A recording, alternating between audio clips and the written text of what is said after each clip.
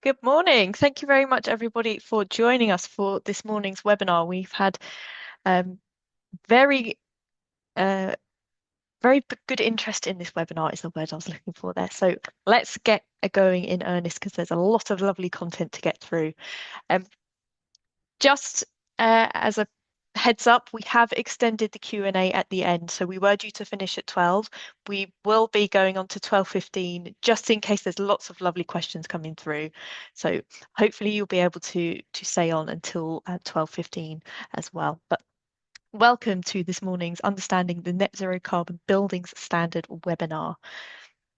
A few housekeeping rules for you. Slides and poll results will be shared afterwards. Your microphones have been muted, but please do use the Q&A feature to submit those questions. As I was mentioning just now, we have extended that period because we're anticipating lots of questions.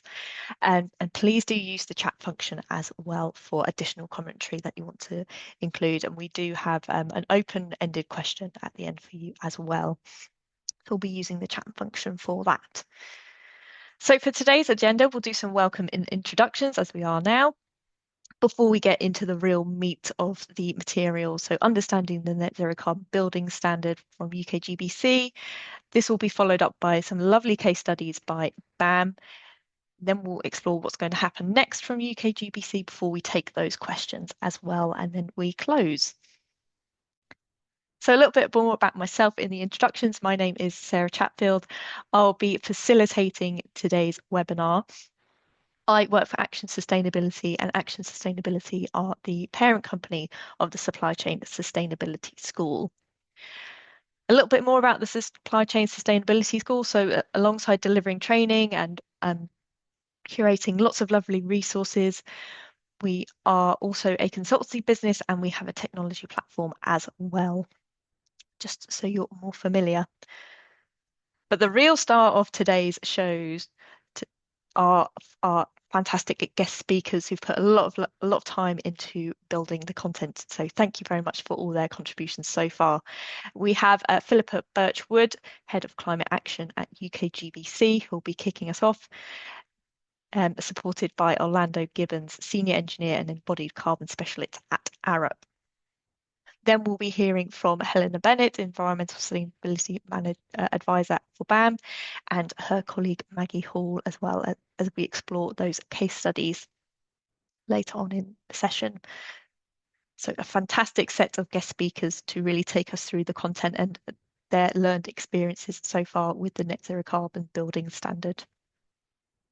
So that's a little bit about the school and myself and our speakers.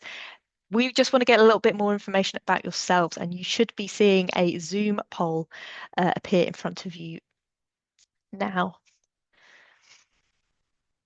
So just 2 or 3 questions to get us started here.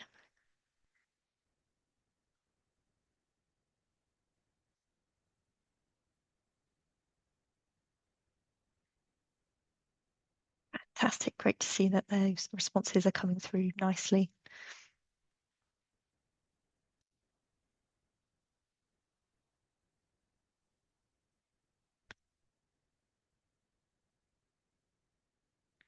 Great, I think we've got a good representation on question 1. I think we'll move on to Q2. If that's please, Mike, thank you.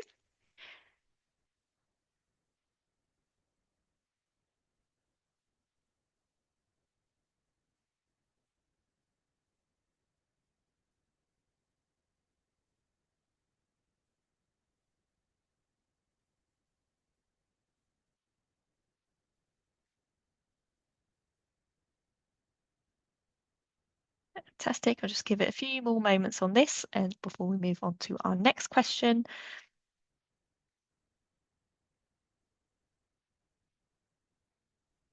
So if you could move on to our third question, please, Mike. So has the standard changed the conversations you're having in your projects regarding carbon targets and reduction measures? So I'll let that run for a minute or so. Just keeping one eye on the chat as well to see if there's any technical issues coming through, but all seems good so far.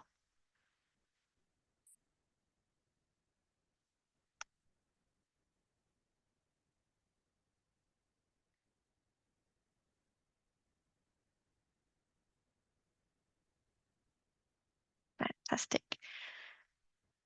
And I believe that is all of our initial questions answered. So thank you very much for your participation there. And now we will move on to hearing from our guest speakers. So Philippa, over to you to kick us off from UKGBC perspective. Thank you. Hi everyone. Thank you so much for joining us today. I think there's quite a numbrous amount, which is nice to see.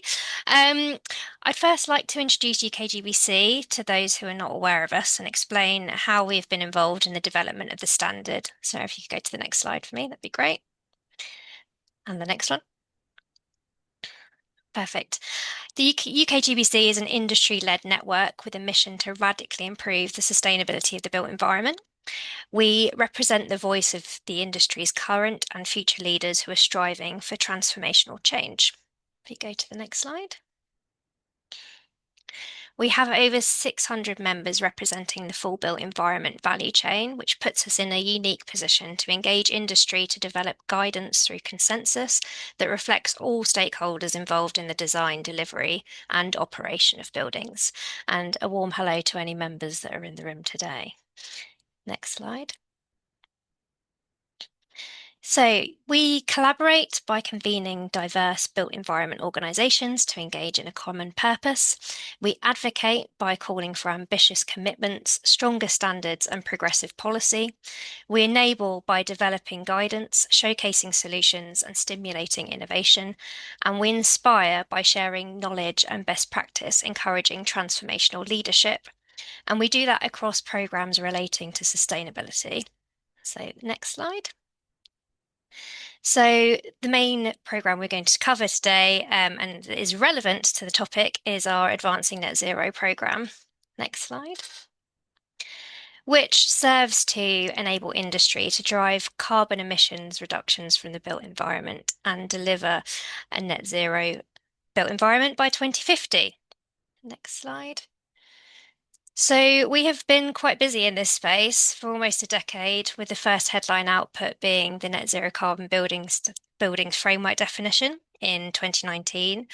In late 2021, we conducted some market analysis to determine readiness for net zero verification following the popularity of the framework. Next slide. Our whole life carbon roadmap was released in alignment with COP26, and then in 2022, a consortium of industry bodies was formed to begin the delivery of the standard. And obviously, one of those bodies was the KGBC. Next slide.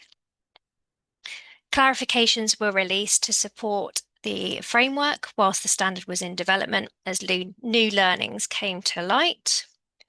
And next slide.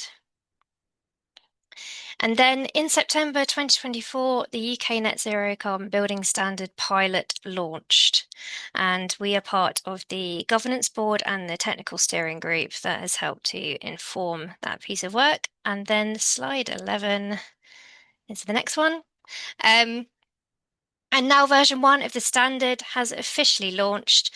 And before I hand over to Orlando to run through some of the details, please note that the official launch webinar is on Monday, the 13th of April, where further details will be shared. So over to Orlando. Hi everyone, great to see so many of you on the call this morning. So if we go on to the next slide, please. So I'm going to give a bit of an overview of the standard for those of you who aren't so familiar with it, and also describe some of the recent updates in version 1 for those of you who are. So the standard was developed through great collaboration across the industry. I think over 1,000 people involved in its creation. So I've been representing UKGBC along with Philippa on the technical steering group for the standard, which is how I'm involved, which has been a great process. And yeah, lots of people involved. So very, very thorough process to develop it. Next slide. So a summary of the standard is that it is voluntary, created by the industry for the industry. Hopefully, we kind of hope that policymakers will adopt it or elements of it going forwards, but currently that's how it stands. It is outcome and measurement focused, so it is based on kind of as-built performance and in-use measurements. Third-party verification will be required to confirm conformity with the standard. The limits are informed by real industry data, and I'll come on to what those limits are in just a moment. So the aim of the standard is that it provides a robust credibility to net zero carbon claims to prevent any greenwashing and make sure that we have a really good understanding of what net zero means. Next slide. So the standard is applicable to lots and lots of different building types, both new and existing in the UK, that can be classified as one of the sectors in this slide. If your building doesn't fall into one of these categories, then it means that your building won't be able to be verified against the standard. But we are hoping to gather more data on those building types that aren't in that list so that in future limits and targets could be developed. So it addresses the whole life cycle of building for lots of different building types. Quite a lot of work has gone in by the technical steering group to make sure that lots of different cases of building development works can be catered for within the standard. Next slide. So the standard is for people who are delivering projects, but also and for people who are kind of own buildings or developing buildings, but it is also for wider groups of people beyond that as well. So it can be used by policymakers to inform policies and local plans and hopefully national plans at some point. So it can be used by lots of different actors. Next slide, please. So the standard has a set of requirements that you must meet to become verified to the standard. So it has limits, targets, and reporting metrics, 11 of which are mandatory and one is optional. So the optional one is that offsetting one that is in grey. Next slide, please. So in order to become verified to the standard and claim that you have a net zero carbon aligned building, you must meet all of the limits, the targets, and report those reporting metrics there. You don't need to do the offsetting requirement. Next slide, please. And then if you do the offsetting requirement, which is optional, then you can claim that you have a net zero carbon line building plus offsets. So it is a kind of, these are all pass-fail metrics. You need to meet every single one of them in order to be in order to claim that you have a net zero carbon aligned building. If you fail just one of them, then you won't be able to get that certification. Next slide, please. So all of the mandatory requirements, specifically the kind of numerical requirements where there are limits and targets associated, have been derived from analysis of the UK's 6th carbon budget and future energy scenarios, and combined with data gathered across different sectors within the industry. And those are combined to kind of have a top-down and bottom-up approach to derive what the limits and targets are. Next slide, please. So in case you haven't been following the journey of the standard so far, a really fantastic pilot testing process happened in 2025. 205 projects involved, 134 owners, projects all across the country, all sectors represented, and all aspects of the standard were thoroughly tested by a fantastic group of people and projects. And that process has generated a lot of feedback on what does work in the standard, what doesn't work, elements, kind of gaps that needed to be filled. And that has all fed into what the official version 1 of the standard that was launched last week is. Next slide, please. So what's included in version 1? Next slide. So this slide basically gives an overview of the has a picture of the standard there and also the annexes that it includes. So there's a key at the bottom, which I'm just going to talk through. So the orange annexes, they are technical annexes. The ones in blue are for guidance.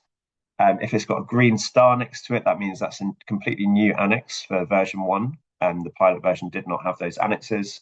And any with that kind of light blue highlight on the outside that is where annexes have had amendments compared to the previous version. So you'll see kind of the main standard has had amendments throughout, and that's in response to feedback and pilot testing and industry engagement, and that improves kind of, we hope you'll see the improvements in legibility and also and clarity on certain aspects. And then I'm going to talk through some elements of the annexes in the next slides.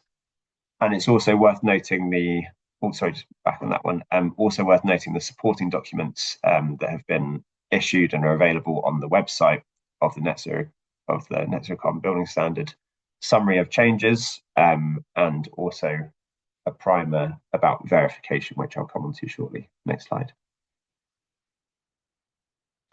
So first of all, the one that everyone wants to know about, what's happening with the limits. In Annex A, there have been some changes compared to the pilot version. So for upfront carbon, all works types, offices have increased by 10%, schools have increased by 10%, and no change in other sectors.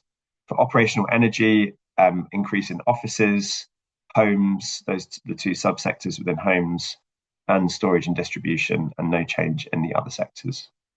Next slide, please. So Annex C is about deeming to satisfy. So the aim of this annex is to provide flexibility and alignment across the industry, recognizing that there are multiple certification schemes that different projects will already be looking to meet. So kind of allowing the kind of efforts to be made more efficient in addressing all of these, including the Net Zero Carbon Building Standard. So this annex details those other recognised industry schemes that are considered to satisfy certain requirements of the standard. So it's important to note that other industry schemes don't wholly satisfy the standard, just very specific elements of them. And the Technical Steering Group and Net Zero Carbon Building Standard Limited are exploring deemed to satisfy relationships with other industry schemes. So, for example, BREEAM discussions are underway with them. And when new schemes that already exist across the industry are classified as deemed to satisfy, then the standard will be updated to reflect that. So currently available in version 1 is neighbours and passive house trust satisfy elements of the requirements of the standard. And so if you go into Annex C, you'll be able to see in more detail which specific elements they do satisfy. Next slide.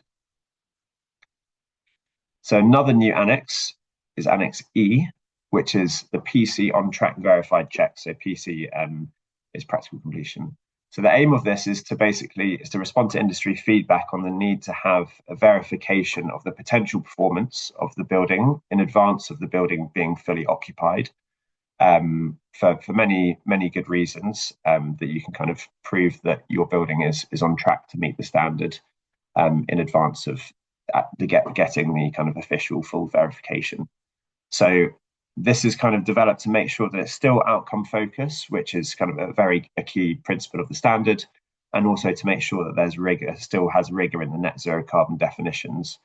So just for clarity, if you do kind of meet the PC on track checks, then on track building does not mean that you're net zero carbon aligned, because you won't have had that operational in-use performance measurement yet, because PC on track really just checks the upfront carbon emissions element of the submission.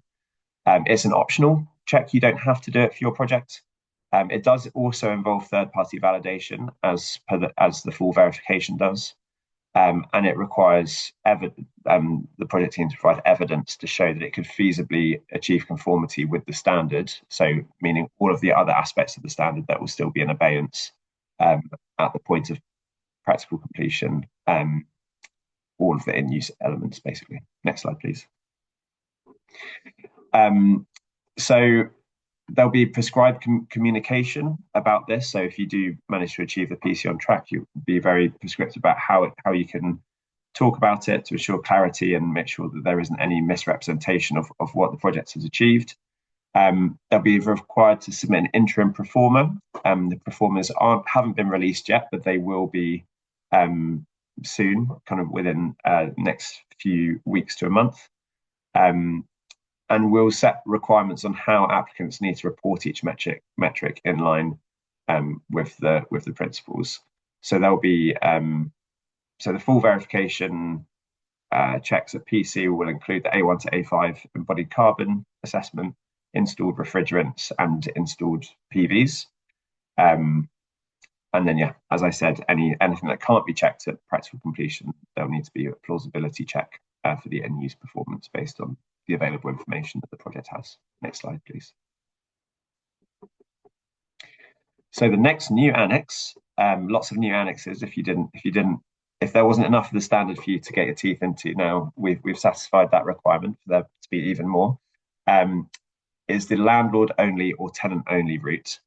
So this is for buildings where perhaps a developer, so particularly for offices and storage and distribution buildings, this is particularly common, where the developer will build kind of the landlord only elements and not fit out the tenant parts. So if your building is kind of set up in such a way that whole building assessment is not reasonably practicable because you have tenants moving into certain parts of it who will have control over the materials they procure and the type of energy systems and the energy usage, then so you have to prove that you can't do a whole building assessment. And then at that point, you can use the landlord only route, which is in Annex F2, or the tenant only route, depending on whether you're a landlord or a tenant. In Annex F2 and F3, it's structured in a way so that all of the sections within that annex map onto the sections within the standard, so that it's kind of really clear to see how the landlord only route and the tenant only route vary compared to the main standard. So the main standard text is kind of all about the whole building assessment, and then annexes F2 and F3 are kind of variations on the whole building assessment for those two cases. And there are limits available, so new limits available as well for office and storage and distribution sectors that cover shell and core plus Cat A plus B, and Cat B emissions. Next slide, please. So something that is coming soon, which is a key part of the standard, is the verification process. So we've launched version 1 alongside that there's a verification primer. So that provides some really useful information about the verification process, some of which I'm going to cover in the next few slides. That is being integrated into version 1 at the moment. Sorry, version 1 is being integrated into the process at the moment rather than the other way around. And then verification will be launched soon, and there'll be more communication about that. And the standards verification administrator is Bureau Veritas. So they will be conducting all the work in the immediate future, at least, for verification. Next slide. So in terms of how the verification process will work, this kind of just shows a timeline of a project, how a project might engage with the standards. So you register your building at some point during the design or construction stages. Then you would build your evidence base, so collect all of the data that you need to show, so your as-built data and your in-use energy performance to show that you meet the standard. The verifier would be appointed. So initially this is Bureau Veritas, but on the next slide I'm going to explain to you in a bit more detail how that might change and submit the pro forma. Then verification, there might be a bit of back and forth between the verifier and the applicant. Then there'll be an outcome saying which parts of the standard you've met. If you've met all parts of the standard, then it will be kind of certified as net zero carbon aligned, and it will be added to a public list of verified buildings. And then there's a process of re-verification initially every year to show that your project is still meeting the operational energy elements of the standard. Next slide, please. So the principles of verification,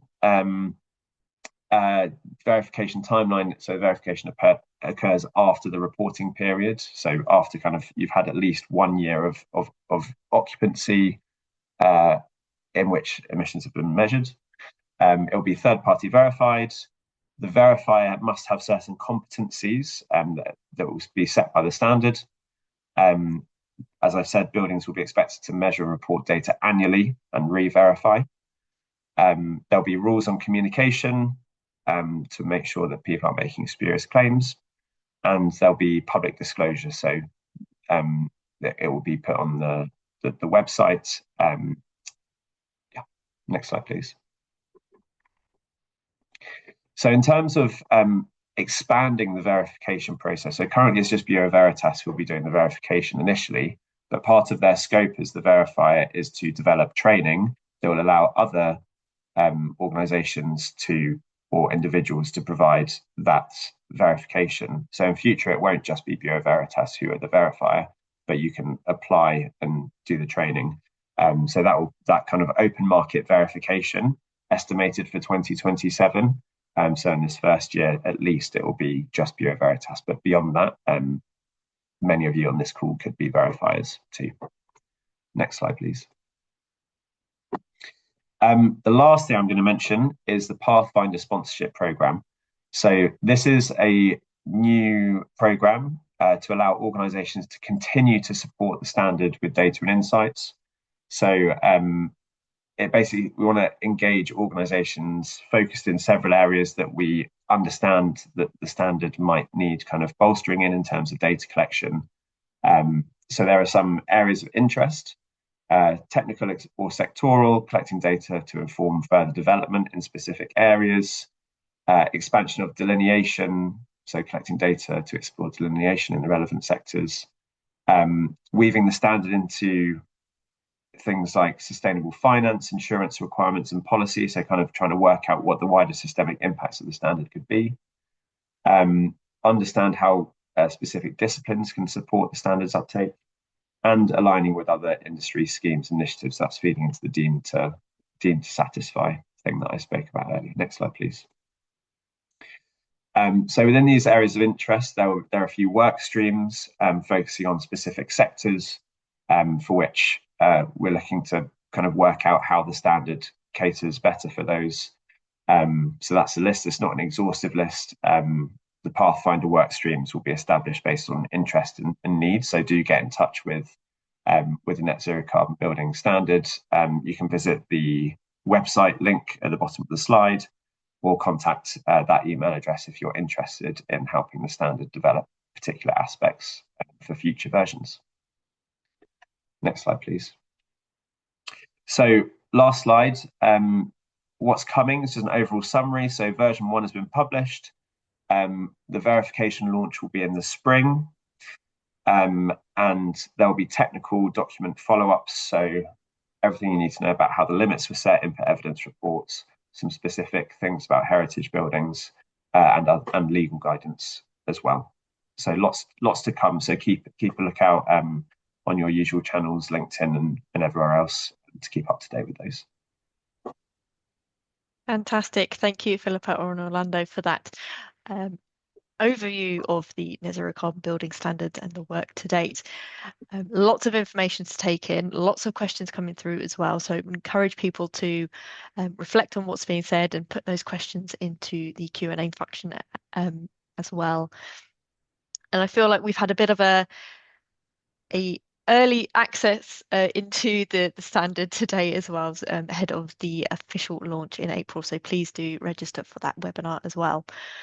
So now we're going to hand over to Helena and Maggie from BAM to hear more around their experiences using the Net Zero Carbon Building Standard in a couple of case studies that they're going to talk us through now. So Helena, if I had a hand over to you first, please.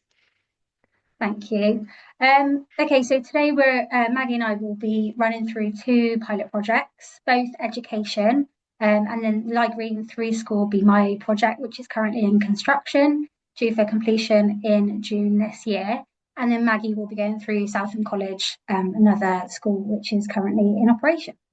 So next slide, please. So starting with Light Green School then, so it's a primary and secondary school combined, so it's one structure, but it's treated as, will be 2 separate buildings, and built for South Gloucestershire Council, and then the secondary school is also built to the DFE specification. For the purposes of the pilot, we just treated it as one building. Obviously, it will be operated separately. So the client, South Gloucestershire Council, required the scheme to be Passive House Classic. And so the building was really designed to meet those requirements. And also we had a PV generation target to meet, both of which were really put in place to address the climate emergency that was declared. So we worked really closely with Delta Q, our passive house and embodied carbon consultants, to get through this pilot process. Next slide, please. So starting with the positives then, in terms of upfront carbon emissions, you can see the bar chart on the top shows what we achieved at REBA 4. So as I say, we're not yet at the as-built stage. You can see on the grey bar, the upfront carbon limit in the pilot was 530, and we were just over that at 533. And the new target within version 1 is actually 585. So currently well below, we're expected to be well below that at the as-built stage. Just to give you an understanding and background of the building, so the building's CLT frame, which was selected for its low thermal conductivity and suitability for passive house, and is also RAF slab foundations, which supported sort of continuous insulation. So the main contributors, as you can see from the graph on the bottom right, is the superstructure and then the substructure, which is to be expected. And although we had no embodied carbon target when we started the job back in 2020, we did do a trial of a carbon low jet liner product, which is made using electric arc furnace steel, which did help us to make some carbon savings, though we were well into the project, into the build at that point, which was great. And I think what this really slide demonstrates is that with the CLT, the limits are achievable even without targeting them explicitly, although given the timber frame, there were a few trade-offs that we did have to manage. Next slide, please. So on to operational energy then. So the building services strategy was air source heat pumps with radiators and air handling units, again, all specified in accordance with passive house requirements. As you can see from the graph, we achieve 50 kilowatt hours of meter squared per year against a area weighted target of 57. So again, well under the target for passive for the net zero standard, which is largely down to the passive house requirement, basically. So the actual, obviously, performance will depend on operation. So we'll be carrying out 12-month seasonal commissioning and monitoring the energy use closely for the first 12 months in occupation. It's worth noting that the building won't actually be fully occupied in year 1, which we expect will affect the results.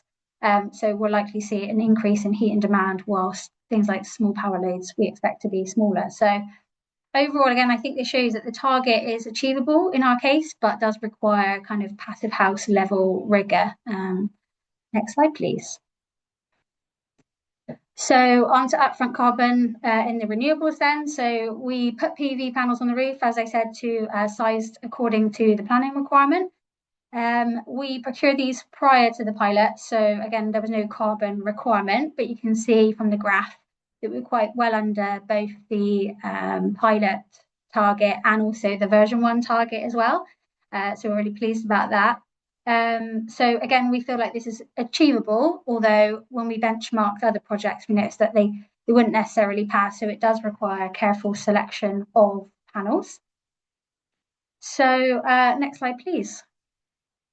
So moving on to some of the challenges that we had then, in terms of refrigerant, you can see, again, we used a refrigerant R407C and procured these units prior to the pilot beginning. So you can see the global warming potential is actually 2,545, which is quite beyond the target of, or the limit of 677. Although the new version of those units is actually down at 146. So had we waited a couple of months, then we would have achieved it. So an exemption may be possible through the standard because we procured these early, provided that we've included leak detection, which is something that we're currently looking into. So hopefully we can achieve an exemption on that front. Next slide, please. So on to PV generation, this is the other area that we struggled slightly with the standard. So you can see PV generation, we only achieved 29 kilowatt hours per metre squared out of the target of 45 for the southwest of England. And you can see again on the bottom left what we achieved versus what we would need to achieve to meet the standard, and then what we would need to achieve essentially true net zero for Passive House Plus, where we include distribution and storage losses.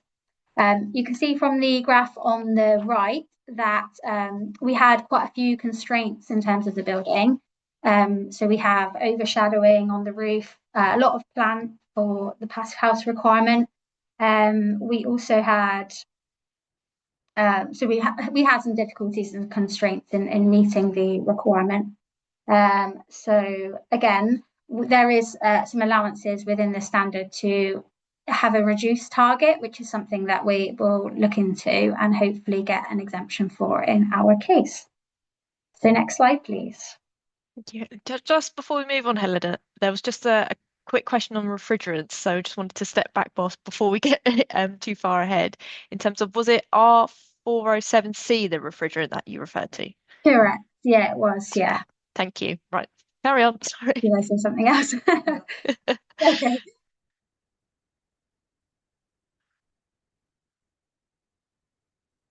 Oh, apologies. I think I've muted you by mistake.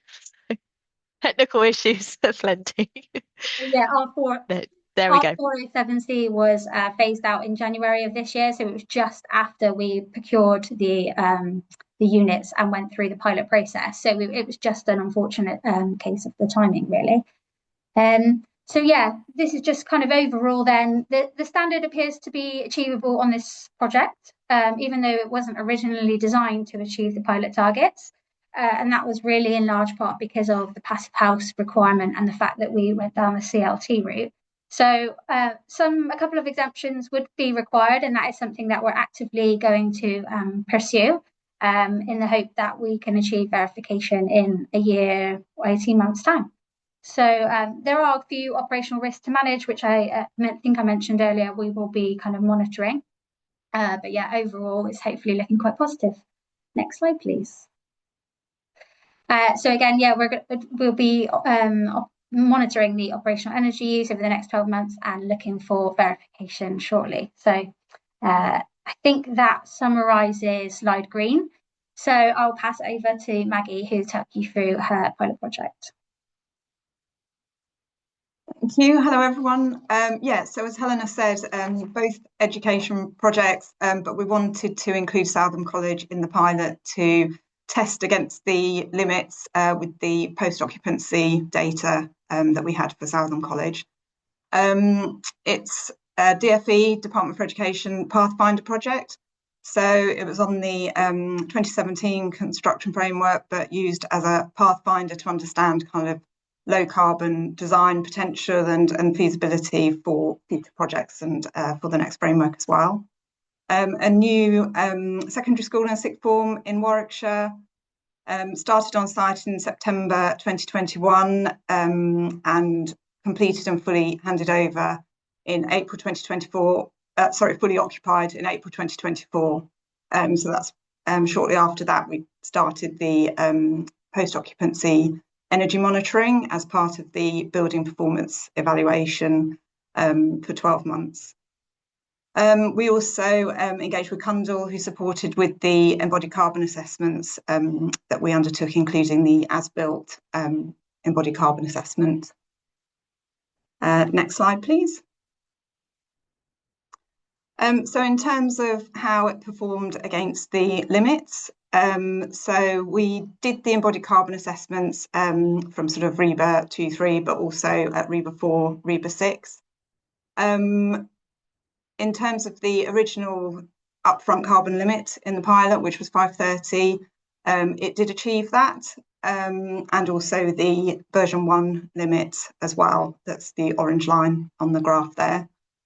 I think one point to sort of mention is that obviously we recognise that the foundations and the substructure and the steel frame were the most carbon intensive elements that we needed to address, and early engagement with our supply chain meant that we were able to secure EAF steel, electric arc furnace steel, which meant it had a high recycled content and was much lower carbon than if it had been traditional blast furnace steel. And also low carbon concrete for the foundations, so 70% GGBS cement replacement for the foundations and 50% GGBS cement replacement for floor slabs, which really helped towards the limit. But I think a point to recognise there is that GGBS in itself is a globally constrained resource. And so we are, as a company and you know, across the industry, obviously looking at other innovative low carbon concretes and other options, including timber and other materials. So also the other thing I think to note is when we look at the upfront carbon compared to the whole life carbon and whole life embodied carbon, the building services and the MEP element becomes a lot more significant from a whole life embodied carbon perspective. So in terms of potential future limits on that's obviously another key focus area that we'll be looking at. Next slide, please. So for the operational energy, we've got a couple of lines on the graph there. So the orange one is the version 1 limit in the standard. And we've also got our requirement from a DFE perspective for that contract. The DFE core hours were from 7 in the morning to 5 in the evening. And in terms of our requirements to meet the energy limits for that, we safely sort of came under that target. But in terms of looking at the sort of energy use intensity as a whole, we did exceed the limit in the standard. One of the things, although we had separately zoned sort of out of hours community use areas, so the main hall, drama studios, fitness suite, sort of areas that we used for adult learning out of hours, although they had been separately zoned, so they could be separately controlled from a heating and lighting perspective, they weren't separately metered, and we were unable to then exclude that energy use from the total, which we can do under the limits that are set with the standard, but we weren't able to because we didn't have that separate metering data. And there was some out of hours use that we know, sort of working with the school through the building performance evaluation process, we know related to you know, scheduling of MEP plant, making sure the controls are correctly set in terms of holiday periods and weekends and out of hours periods. So there were other areas where we could improve efficiency, working with the school sort of in the future on an ongoing basis. The building, I should say as well, it was designed obviously to the DFE specification in terms, it had ground source heat pumps, air source heat pumps, high levels of insulation and air tightness, and a sort of fabric first approach. So it was designed to be a very efficient building.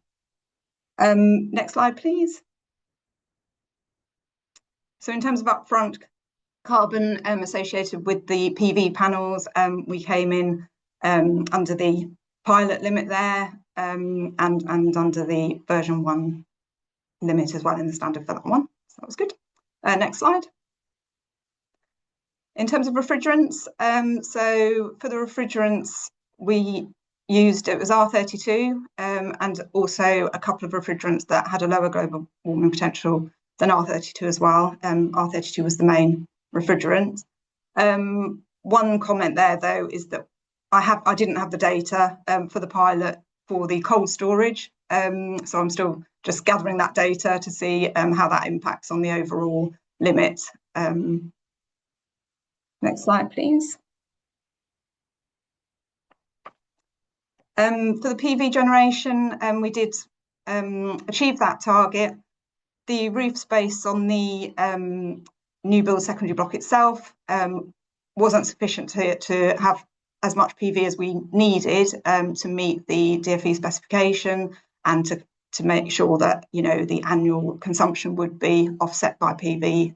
So we also used a couple of canopies, which we use for shading and benched areas. So I suppose like canopies you get over a car park, that sort of canopy. So PV on canopies and also PV on an adjacent sports pavilion building as well. So that was needed in order for us to provide the amount of PV that we needed and also to achieve the target in the standard.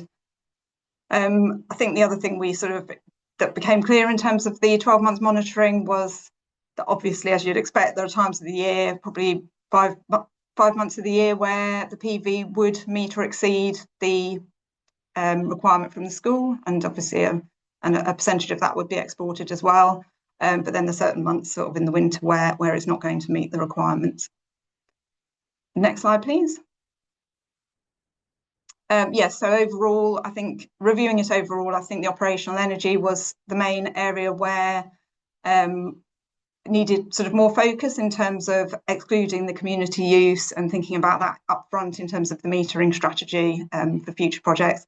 Also really important, that sort of engagement in terms of training, awareness raising, commissioning of equipment and working with the end users as well, to make sure that there's a good understanding of how the technology needs to be used and the controls associated with that as well. So, next slide, please.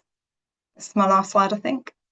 So yeah, lessons learned from this was for the embodied carbon side of things, that early supply chain engagement is really important to understand what's achievable, what low carbon materials are available, and also to make sure that we get the data that we need for the as-built assessments and that our supply chain is sort of geared up to provide that data and information for the assessments, and that early modelling as well.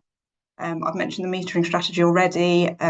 Something else that we've sort of highlighted is that early engagement of the end user with the BMS contractor is important as well, so they understand the displays, so that they sort of user-friendly displays, so the FM team can have that kind of interaction as well. That's quite an important part of making sure that the building can be operated as efficiently as possible.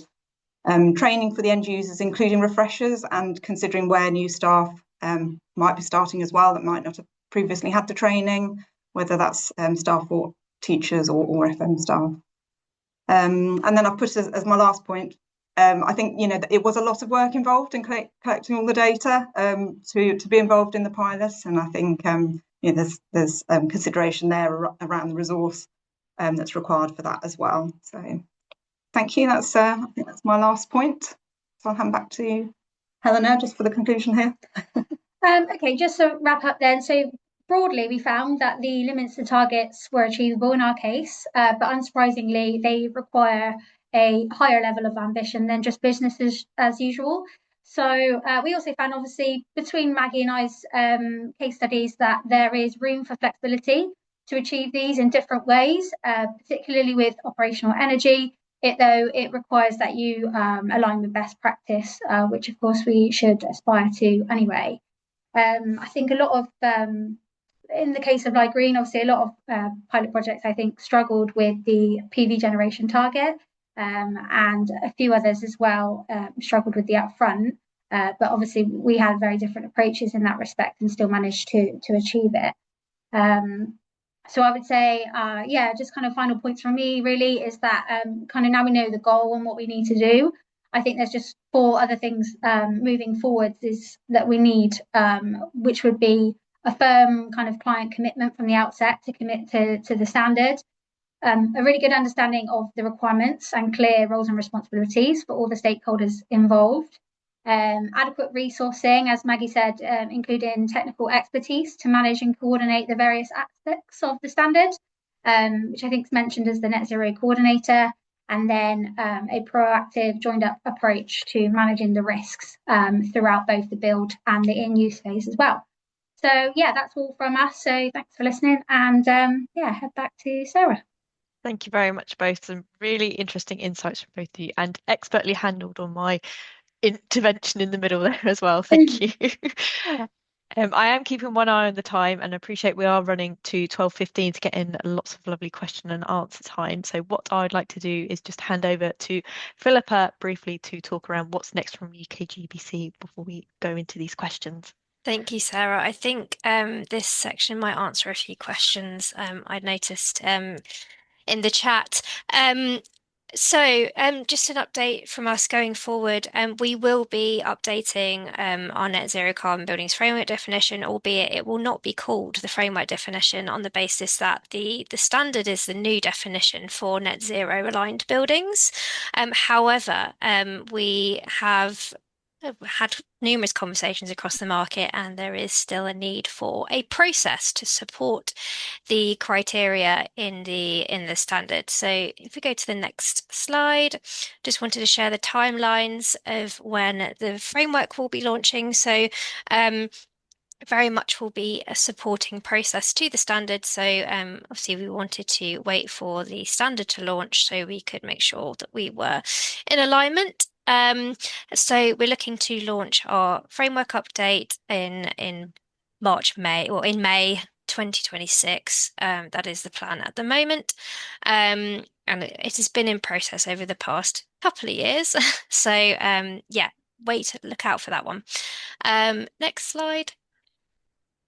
So I just thought I would share where the framework sits in relation to the standard. Obviously, you will get these slides, so we'll not run through each of those given the time we have left, and we want to get to those questions.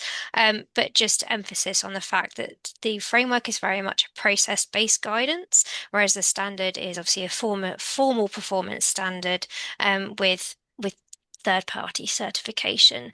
But yeah, you will get this as a follow-up, and obviously this is recorded as well, so you can have a look at this at your leisure. Next slide. So yeah, just to leave you with this, and I don't know, there's a bit of a funny formatting there going on with the title, but excuse that. But yeah, just to re-emphasize, you know, the standard has been launched, and we will be following up with our framework in May. And I think there was a question around an overlay on the RIBA work stages. The process, the framework very much kind of aligns with the RICS LCA work stages, which obviously has parallels with the RIBA work stages as well. So takes you through those steps in order to get to the criteria of the standard effectively. Yeah, I think that is me done. So hand back to Sarah. Thank you very much. Although I'll be coming back to you fairly swiftly, Philippa, because I think you've earmarked a question to pick up on first, which I think is a really nice one to start off with. So I'll stop sharing my screen so we can see all of our lovely speakers and pick up on that question first and foremost. Let me see if I can find it again. It's hidden from me.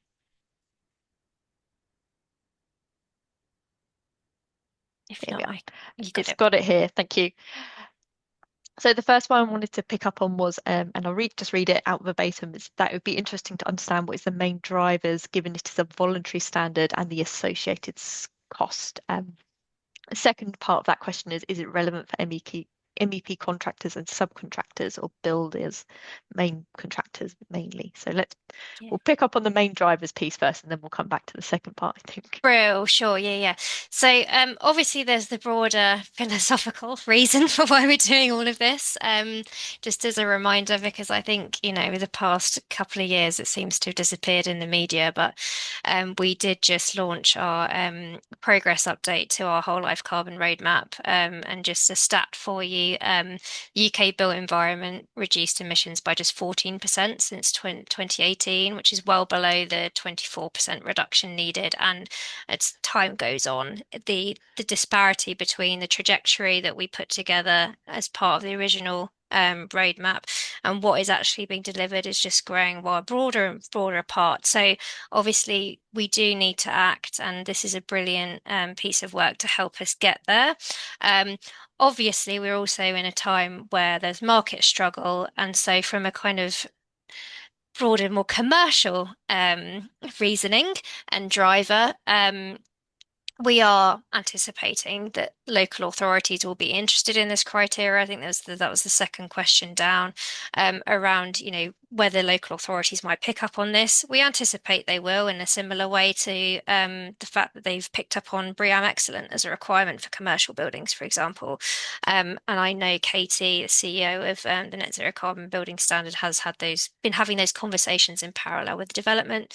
But not only has she been talking with local authorities, she's also been talking with the finance and investor community, and they're particularly interested in the criteria as well. And obviously, their ESG still exists, and there are associated criteria that will be passed down to developer clients, for example. So we might see it coming from that direction as well. But generally speaking, it serves to get to grips with this, to get ahead of regulation.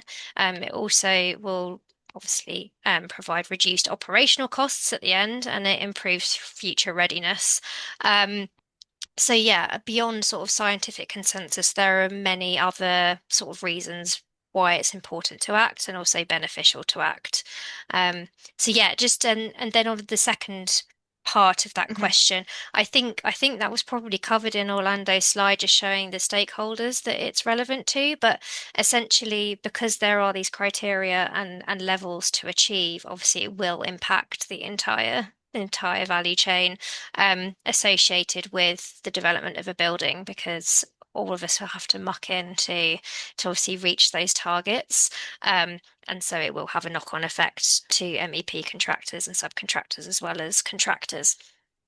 Thank you. And that's something that I took away from Helena and Maggie's slides as well, in terms of it's a whole team effort from supply chain and into end users as well, to really make sure that we meet these requirements of the standard. Thank you, Philippa.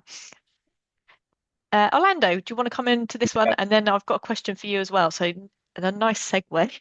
Yeah, I just wanted to reinforce some of what Philippa said about especially the future limits. Those of you who've looked at the standard already will notice how the limits in future decrease. And to continue to meet the limits of the standard, we need to really work with manufacturers, or if you are a manufacturer, work with those projects that you're providing materials to figure out ways to decarbonize your manufacturing processes. It's a really key element of decarbonisation. So yeah, manufacturers have a really big role to play, especially in the upfront carbon limits. Thank you. So just a quick reminder before I ask Orlando that our next question, that we are running to 12:15.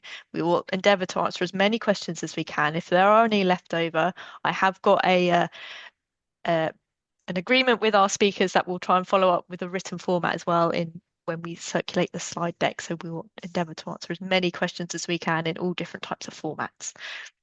So Orlando, the next question that you've picked up on as well is how will the organisation have to report the operational performance? So for how long will the organisation have to report on operational performance? I think is that question there.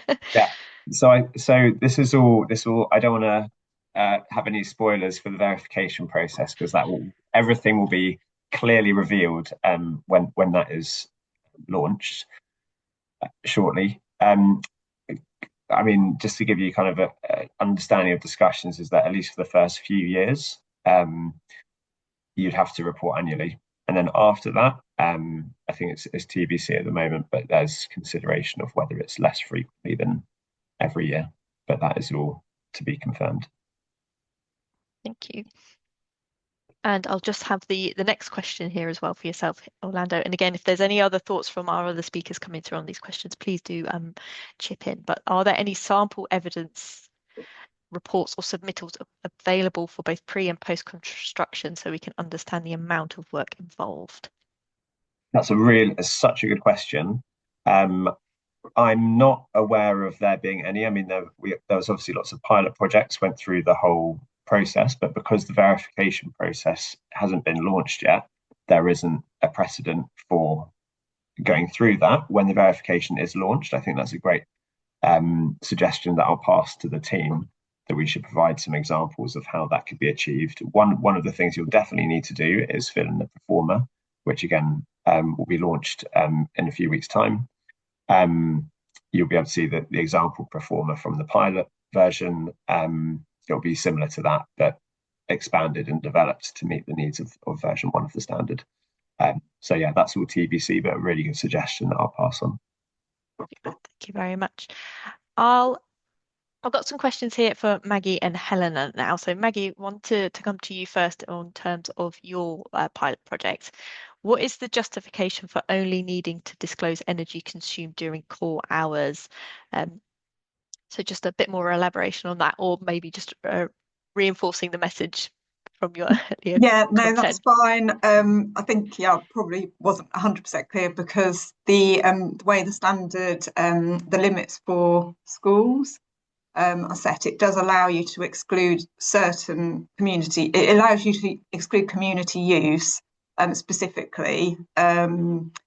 I think, I mean, Orlando might actually be able to explain this in more detail, but it doesn't allow you, for example, to just exclude any out of hours use that isn't associated with community use. So it doesn't restrict it to core hours in terms of the limits in the standard.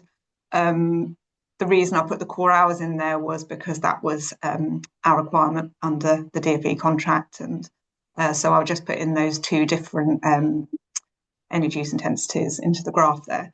But yeah, you are able to use, not just your general kind of out of hours use if something's been left on, for example. Hopefully that answers the question. Thank you, Maggie. Orlando, is there anything you wanted to add on to that there, or quite happy with what we're hearing? No, very happy with that response, Maggie. Super, thank you.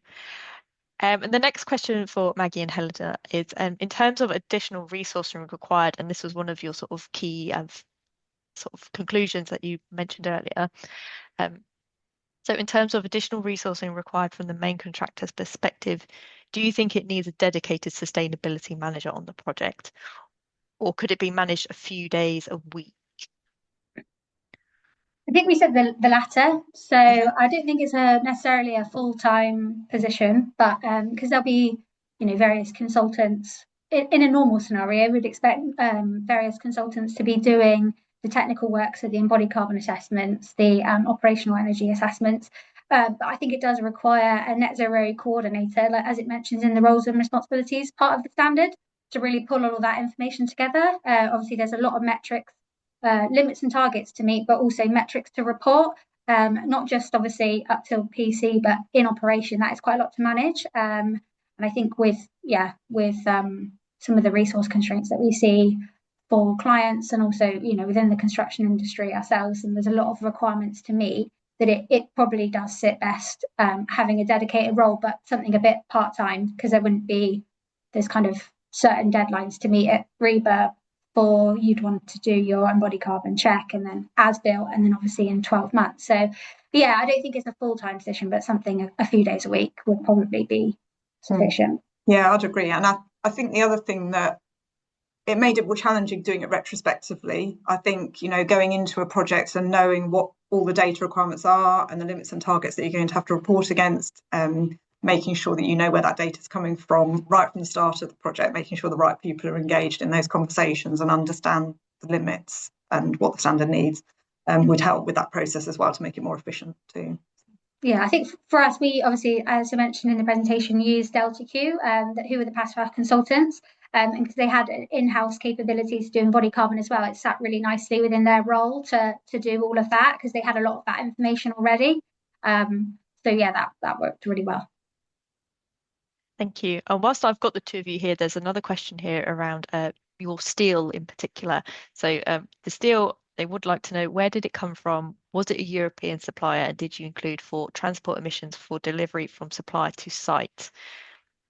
So as a comparison to non-EAF sourced from the UK, for example.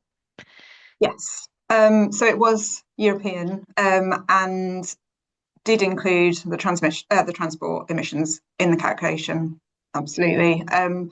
But that is generally, a smaller part of the overall footprint. So even though it had come from further afield, from a carbon perspective, it still was beneficial to use the EAF still. Yeah, I think it was about, from memory, I think 85% of the steel was EAF steel. and it accounted for 55% of the carbon of steel in the building. So it definitely was beneficial. Lovely, thank you. Just keeping one eye on the time as well.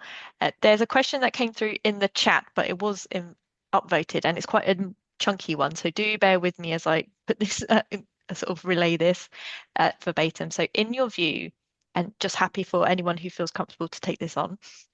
So in your view, does the standard unintentionally favour larger organisations that have the resources to manage post-occupancy data collection and administrative certification requirements? And there's a little bit more to the narrative here, so I'll just carry on. So whilst it's transparency, alignment with national carbon budgets and focus on measurable outcomes on notable strengths, the voluntary nature and technical complexity could limit participation from smaller developers and contractors. There is a little bit more to the full question, but I think that's the crux of it there in terms of, do you think there's that a little bit of sway, I suppose, towards larger contractors in your views? And happy for whoever wants to take this on first. Helena, you're looking I'm happy keen. to, yeah, I saw the question. I made a couple of notes. I think Oh, in thank you. short, yes, it does unintentionally favour larger organisations. As we said, it does require some resourcing. I think obviously as time goes on and some of the metrics that we're collecting to report against the standard become the norm. So, for example, when we see hopefully the introduction of Part Z of the building regulations for embodied carbon, this data will already be available, and the industry will kind of move that way gradually over time. But I think ultimately to do better, we need to do more, and we need to evidence that in a kind of robust way. So I don't think there's any sort of getting around the additional work that needs to be done, unfortunately. But I suppose the main thing is that we're moving in the right direction, and that the focus is on designing and building better so that we're performing better, not just necessarily having the badge, although that's helpful and it's good for credibility of the industry. But yeah, that's what I would say. The one final questions that I want to pick up just in for today, and then as I said, if we can, we'll get some additional written responses to the other questions that are outstanding. And again, just happy for whoever would like to take this one on. But should there be a consideration for location-based renewable generation limits? Orlando, I feel like this is a more towards yourself. Yeah, so the renewable generation targets, there are three categories: one for Scotland, one for Middle and North England, Northern Ireland, Wales, and another one for South England. So they're I know they're quite large geographic areas still.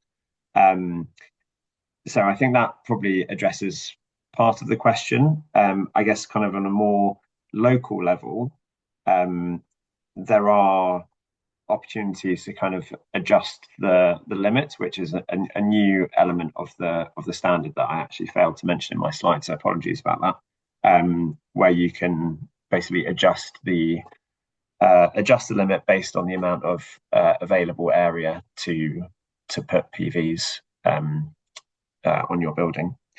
And there are a few kind of reasons that are valid for excluding certain areas from being able to put PVs on. But that's about as kind of granular as it gets in terms of the location differentiators. Fantastic, thank you.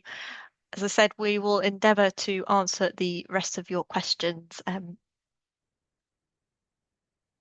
in a written format, because I appreciate there's lots of things that people are still wanting to understand. But just to round off, we have one final question to you who in the audience who have been able to hang around for our extended session. So thank you very much for that. I believe my colleague Mike has put that into the chat because we are really interested to understand from yourselves, if we were to run further events on net zero carbon building standard, what would you like us to cover off in more detail?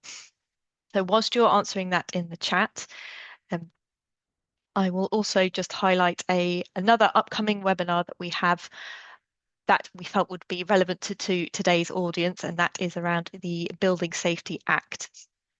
So what suppliers need to know about gateways 2 to 3. So another key area that a lot within the built environment are still looking to really understand and get to grips with as well. So whilst you're having a think on the question, I will also move into circulating the feedback form as well. So we can get all of your views on today's content. Some really good comments coming through already from everybody in the chat. So great to see that it's been initially really well received. But if you have any further feedback for today that you would like to share with us, we'd be happy to hear from you.